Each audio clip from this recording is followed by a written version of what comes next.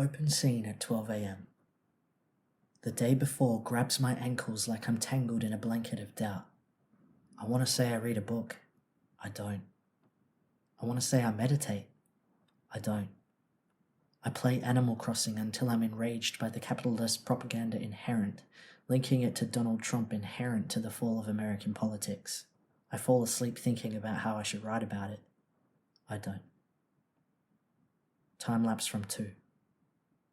I dream about aliens in drag.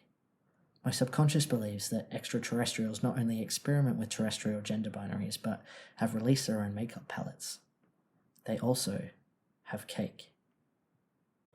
Welcome to the apocalypse, they say. What? The apocalypse, they say. Its face doesn't hear. Eventually sunlight gives me the finger through a crack in the blinds. I forget the sweetness of cake, and disappearing celestial celebrations simmering in the bitterness of coffee, the bitterness of Facebook, the bitterness of email, the bitterness of Instagram. My coffee is cold. Shower. Poet, where is your pen? The world needs to hear from you. The time is now. Welcome to the apocalypse.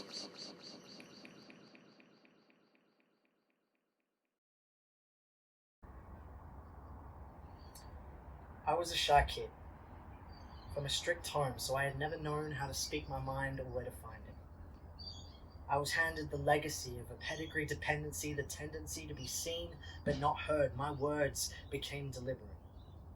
Careless, callous, and calculated, I was interrogated but never asked. My opinion was always last to be cast in the very existence they said was my own. But shy kids become shy adults. Adults who continue to believe the lies that they are told just so they can hold old controlled ideals. This feels wrong, and I couldn't keep it up for long. But this moment is now mine. You have assigned this time to listen to my frame of mind, so listen, pay attention. It's important what I'm about to mention. Shy kids still have the gift of voice and choice to use and refuse the beliefs you've shown them for years, and if this hurts your ears, then good. Hold on to your fears. Stay where you are, stuck in a web you built of unwilling guilt, and watch me achieve my hopes and dreams by sewing the seams of my outrageous extremes. Shy kids find a way, like that boy that once hid, found the voice that he did, and I dare you to ask me how he did, like this.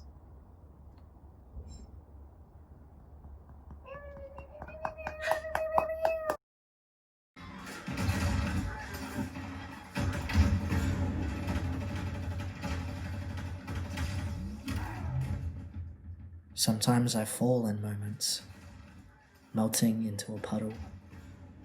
I become the couch, and the couch becomes a lover, and my lover holds me tightly with the TV talking tenderly and shining on me brightly, the only spark I have. If only the world could see me now. Lights, camera. Lights, camera. Poet, where is your pen? Not this again. So, what the hell are you playing at? You know that you're saying you ain't got no idea, but that's how we got here, and that's why you're sitting there feeling like a grouch. You're just sitting there playing on your couch. How would you know that like it's something I'm about? It's a... I be knowing everything is a puppet of doubt. So that's who you are. Yeah. Am I really doing this like a rap battle sort of thing? If I want to, I just thought... Look, it's been about 6 months since I wrote a poem at home. Isolated even though I have a phone. I know I'm feeling disconnected. Everything I love has kind of faded into all this other boring stuff. But that's one confession that's messing with your circumstance. You shouldn't listen, dismissing or irrelevance, cause you will never forget, just like an elephant. Life will be too short to hold on to regrets. But if you do, you can be sure this wasn't one. If it's bad, then it's bad, but it's fun, so have fun. But I couldn't write despite the hype of people telling me it's alright, they like that I'd eventually write another poem, but I seem to have forgot. Look at me, standing here, I'm talking to a sock. Yes, but it also rhymes, so well done, point to me. Yeah, but... It's okay.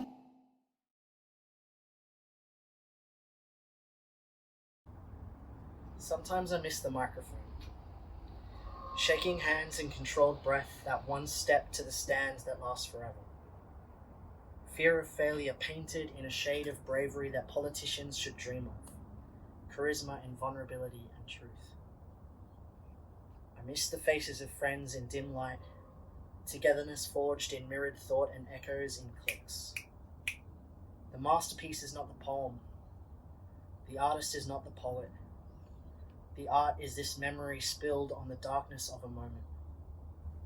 Because no one said a canvas had to be white.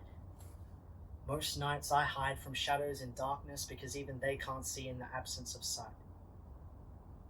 I only feel in the absence of sight.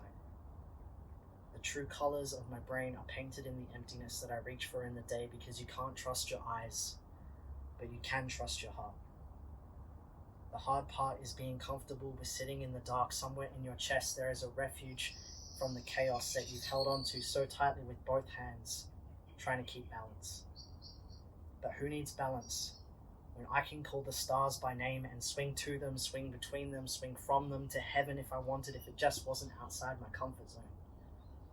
All I'm trying to say is that even the stars face death by day, but still find time to shine in the darkness of nighttime, but lost in the day's long mask. It helps me to remember to thank the universe for contrast.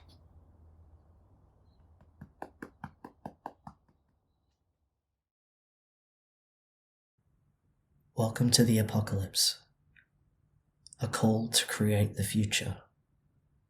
I am Poet. I'll be your host this evening. If you look to your left, Its face doesn't hear. you'll see a wall. If you look to your right, Poet, where is your you'll pen? see a wall. We are now departing the front door. Although tempting, it will not lead us to safety. The next room will be safe, but that's hardly an adventure. I present to you now 5 steps to time travel and write a revolution.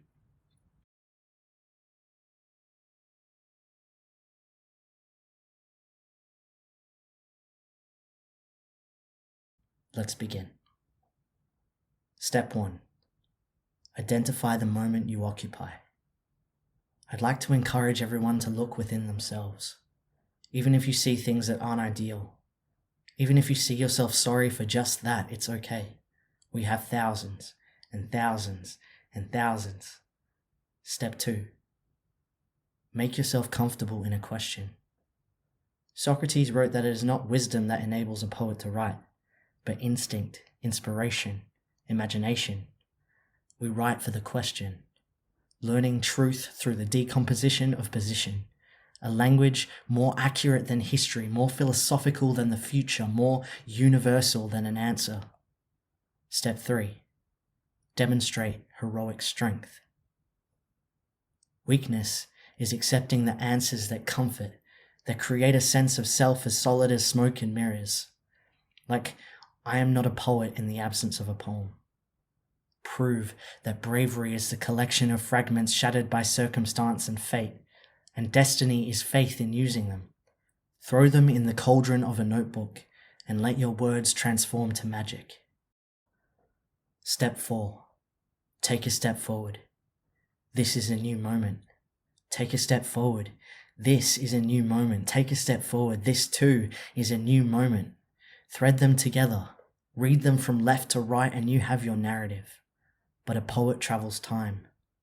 When the bow is pulled, time fools the best of us slow, but only so we can aim. Backwards to carry us forward with the speed of light to the end of the tunnel. Take a step, take a shot, and thread your moments home. Step 5. Poet, where is your pen? Welcome to the apocalypse.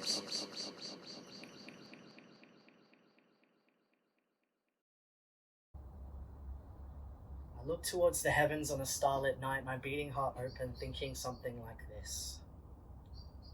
I hope aliens exist. Because I took a unit in astrophysics and my lecturer told us that civilizations would burn up faster than they could turn up based on what we've seen on Earth. Which isn't fair. So if they are up there, then it means that they've learned how to love. It means that there's no place for war, and what's more is that the key from evolving from floor until space and from space and through time is just the ability to see eye to eye. They only fight to give love a fostering, and that's how they can be living long and prospering.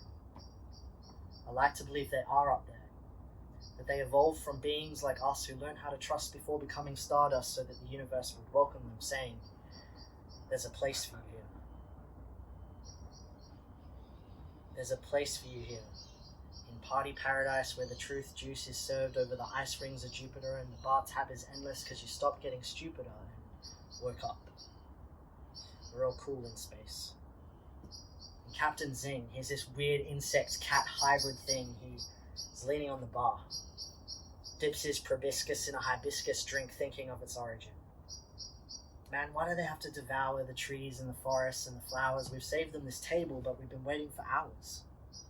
And the bodiless brain from Mars flicks on a TV screen behind the bar and points to me looking up. "You see," said the brain, "they haven't started their journey yet, but at least they know where they want to go."